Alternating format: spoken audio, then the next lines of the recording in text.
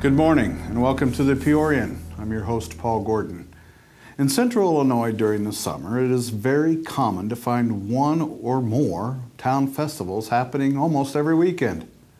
Most of these festivals celebrate something about the town, its businesses, or its heritage.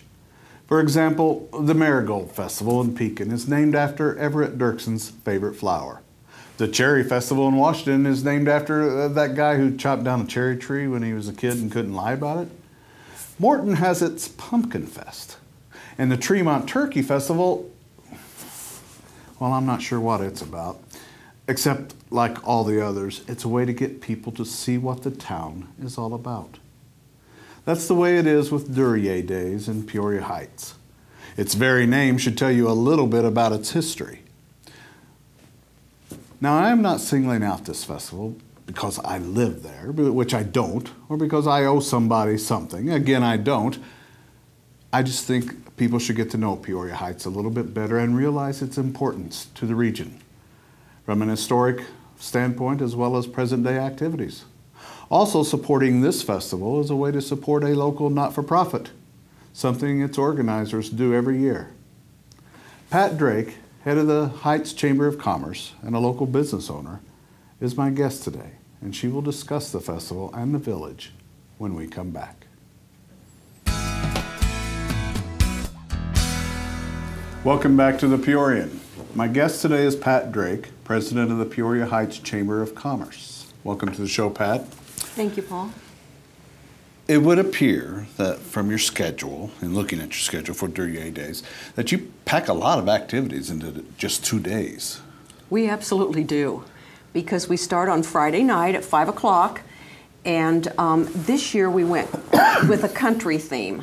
We've always had 50s and 60s, but we went country because our chosen charity is Wildlife Prairie Park. Oh, okay. And we thought that maybe that'd be a little bit fun to blend in with that. But what happens on Friday night is we've got the 7 West Band, followed by the Gypsy Rose Band, and then the highlight of that evening happens at 9:30 when we have our Kiss a Pig winner announced. And all of our Kiss a Pig participants, of course, are raising money for Wildlife Prairie Park. Okay. And the person who gets the privilege of kissing the pig is the one who raises the most money. Okay.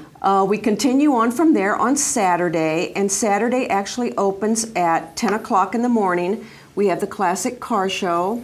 We've got equipment from Fun on the Run that opens at 11.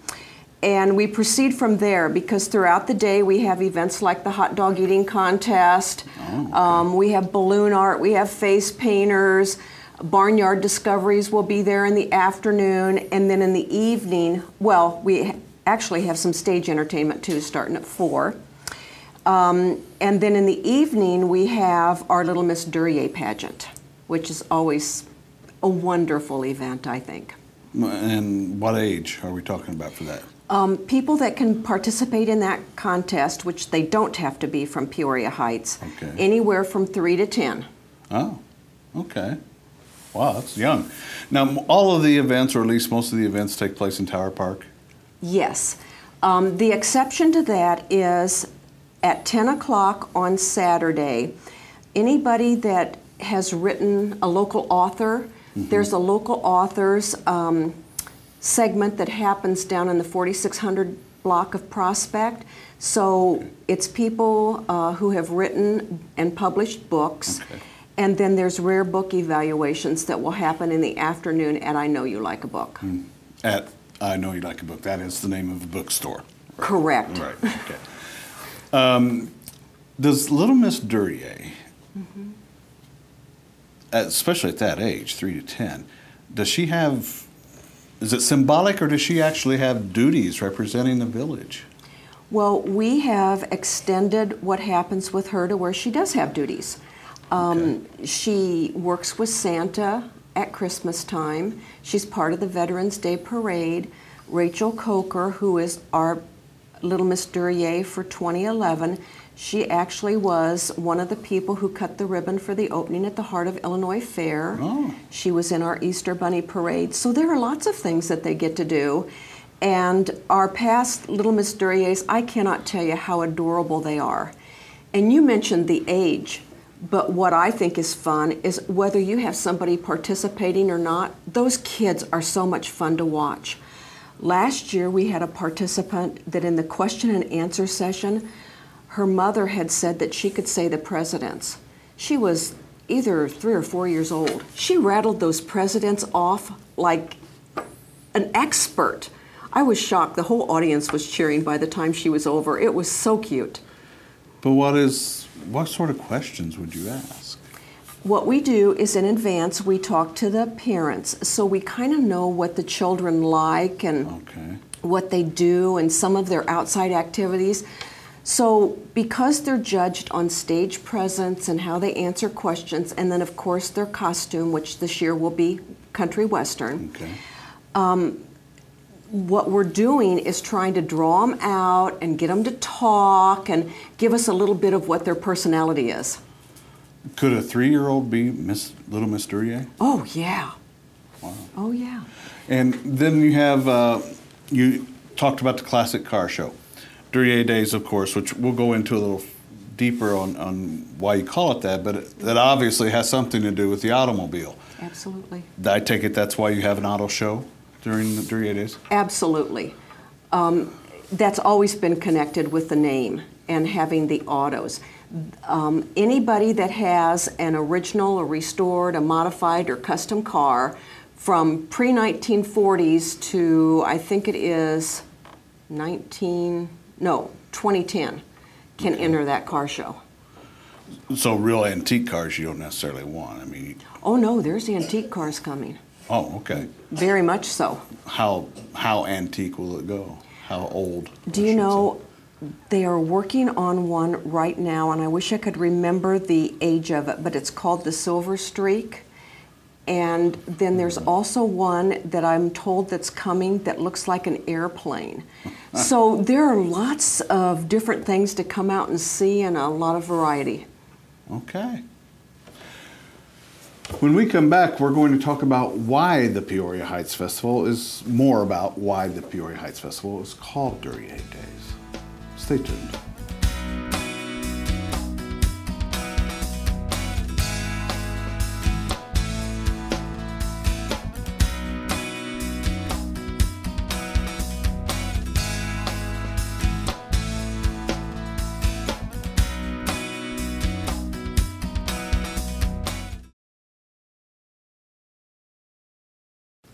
Welcome back to the Peorian. I'm with Pat Drake, president of the Peoria Heights Chamber of Commerce, and we're talking about Duryea Days, the festival coming up next weekend. Pat, what is behind the name Duryea Days? Why does Peoria Heights call its festival, its annual festival, by that name?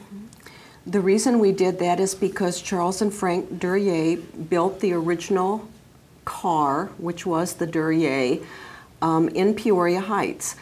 We actually, if you'd go to our website, have all the history on that automobile and those brothers posted on the website because it's a very interesting automobile. There is the original Duryea they brought back many years ago, and it sat down at the Peoria Library, but right now I believe it's at Peoria Next and will come to the museum when the museum's finished. Okay. Where in Peoria Heights did they build it? Like in their garage, or did they have a factory? Do you know, I really don't know the answer to that one. I'm sorry. Oh, all right. Will the Duryea vehicle itself be brought down to the Heights for the show? Well, we would love to have that, but I will tell you the answer to that is no. Okay. And the reason being that we've been given, and I fully understand that, is because of the delicacy of what's happening with that Duryea. So they transported it. They don't want to transport it more than necessary just to preserve the vehicle. Can it like start? Do you know? I don't know the answer to that. Okay. All right. Who's in charge of it? The vehicle itself. It's going to be part of the new Riverfront Museum, correct? Mm-hmm. It's going to be a permanent display there. Mm-hmm. Okay. One of the more important events that occurs during Duryea Days is the fundraiser, the Kiss the Pig contest. Right. How many people are involved with that? Right now we have 5 participants, but if anybody else wants to join in, they're more than welcome. Mr. Rutherford is one of the participants, Bill Bergia, who was superintendent of the Peoria Heights high schools. Kelly Short, who is the recruiting manager at Fidelity On Call, and then our 2 little Miss Duryeas and Mike Flaland are participating in that contest. So they're out there right now. If you know any of them and want to support them, I'm sure they'd love your support, because we ask for a minimum amount from our participants. Okay. And then that night too, we'll be collecting money if you want to stuff jars for those people. But at 9:30 then the winner's announced. And the winner gets to kiss an actual pig? An actual pig. Where's the pig come from, do you know? Well, I'll tell you what, finding a pig these days can be kind of hard. So last year we had kind of a little celebrity. He came from the Peoria Park District, but this year we found an independent pig farmer who is bringing that pig to us. Okay. And the proceeds from the fundraiser, who does it go to?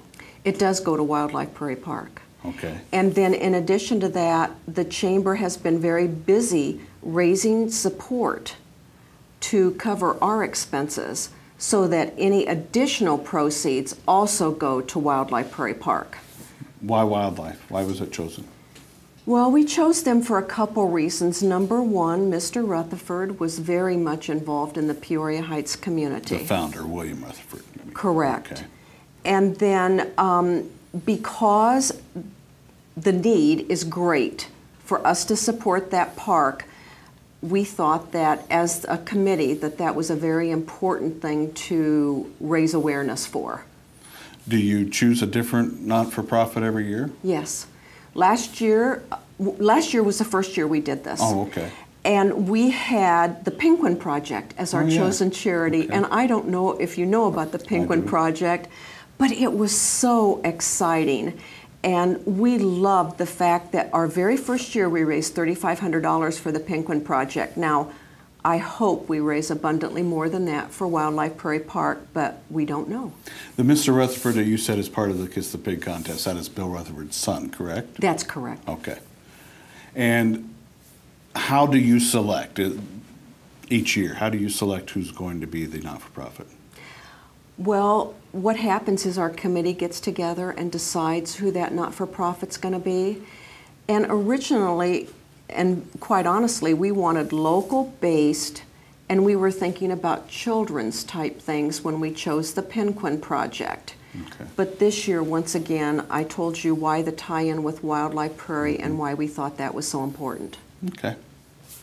We're going to take a break now for messages from our sponsors, and when we come back, we're going to talk about Peoria Heights itself and why you should visit it if you haven't already. But first, here is Kevin Kaiser to talk about what's going on in the literary and culinary world. Hi, and welcome once again to me. A couple of weeks back on our show, we featured Kristen McKenzie and Nikki Cole from Lakeview Museum, who talked about the soon-to-be Peoria Riverfront Museum. While the grand opening for this world-class museum is still a few months away, there are lots of great things going on at Lakeview all summer long, including one of my favorites, the annual book sale from June 23rd through the 27th. What makes this book sale even more special is that it will be the final one. The book court, which has been a museum fixture since the 1960s, sadly will not be making the move down to the riverfront, but it will remain open during regular business hours throughout the summer. And while the book court may be going away, it's not going silently into that good night. And at this year's book sale, you'll find all kinds of donated books, CDs, DVDs, and videotapes? Videotapes. Oh, those are those things, like the little plastic with the tape, and then you spin and you pop it. And Anyway, there will be special deals the last 3 days of the sale. On June 25th, everything is 50% off. On June 26th, everything is 75% off. And on June 27th, everything is 100... Wait, no, that wouldn't make sense. Why would everything be free? No, it's fill a bag for $5 on June 27th, where you cram as many books, DVDs, and those tape thingies into a bag and only pay $5. That makes more sense than just giving stuff away that last day. Anyway, don't miss the final Lakeview Museum Book Court book sale, June 23rd through the 27th. And if you're a Lakeview member, the book sale starts a day early with a special members-only night on June 22nd from 5 to 8 p.m. Speaking of Lakeview memberships, now is a great time to become a member of the new Peoria Riverfront Museum. Remember, just because you're a member at Lakeview now doesn't mean your membership will automatically transfer over to the new Riverfront Museum. And at the new museum, you'll be able to customize your memberships based on your own interests. Along with a core membership, you can choose from one of 3 different membership tracks: Immerse, Interact, and Inspire. For more information on memberships or the book sales swan song, give the friendly folks over at Lakeview a call at 686-7000. They would love to hear from you. That's it. I'm done. Go.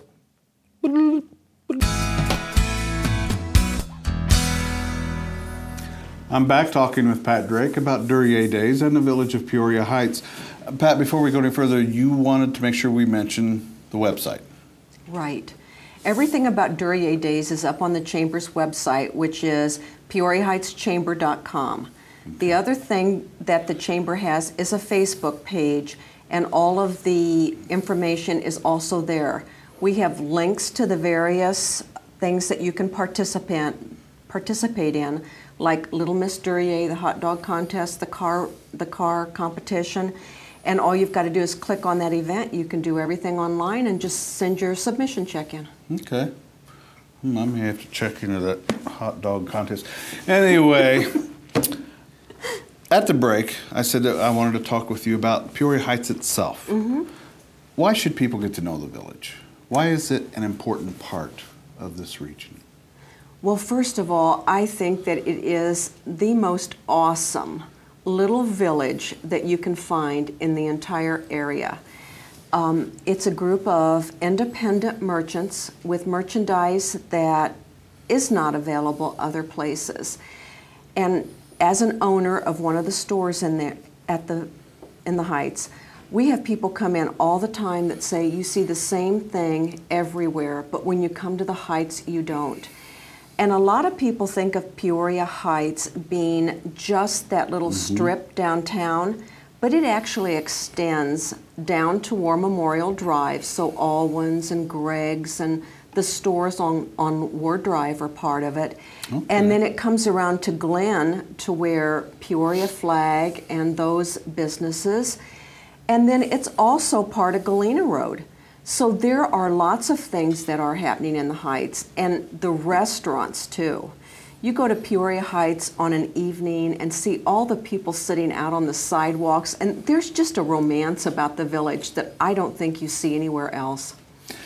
Some of the side streets off of Prospect also have businesses in there. Yes, they do. And people don't realize that unless they really take a walk through the village, correct? Right. So when you're downtown, those, well, like Duryea, Cyberline, all of those side streets do have small shops that are down there, and really treasures that you need to go out and find.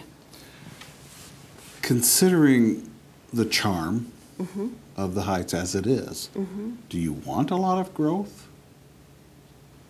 Would growth among the retail establishment in the Heights interfere with that charm? Do you know, from my particular perspective, I don't know if you have been to a village where all of these little houses are businesses, but I point to Pensacola's old downtown as one of those places that every one of those little houses, so there are all kinds of rows up and down those side streets that definitely could be developed. There's more development that could take place at Heritage Square. There are places on War Memorial Drive and certainly on Galena.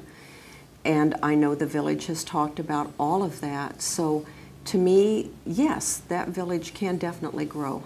Heritage Square is it still the newest development in Peoria Heights? It's one of them, for sure. I would say it is.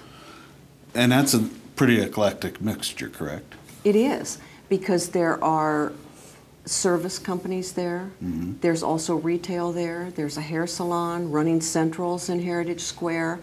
So there is a lot that happens there. There was some discussion of putting up some condos or apartments right next to Heritage Square. Is that still in the works? I can't answer specifically for that, Okay. but the last I heard was that possibly not. Oh, okay. But you would really need to talk to the owner of the square to know that for sure. And some of the homes in the Heights are just very quaint, small, but it's just a very clean village. Wouldn't you agree? That's true, but you go from those quaint homes to the mansions that are up on Grandview. That's all part of the Heights too, and that view is magnificent. It sure is. You can't beat it. And all of Grandview Drive is considered the Heights. Is that correct? I believe it is. Wow. I guess I didn't realize that. Well, I hope you have enjoyed today's program and that we sold you on checking out Peoria Heights. From War Memorial on up Prospect to Glen and beyond? Okay. Even if you can't make it to Duryea Days, which is next weekend, visit the village. You'll be glad you did. And remember, you can see this and other episodes of The Peorian on our website, thepeorian.com, including a little extra conversation that doesn't make it to this broadcast. And tune in for another episode next Sunday at 8 a.m. on WHOI TV. My guest will be State Senator Darren LaHood, and we'll get his take on the recent General Assembly session and what may be coming up in Springfield. Have a good week.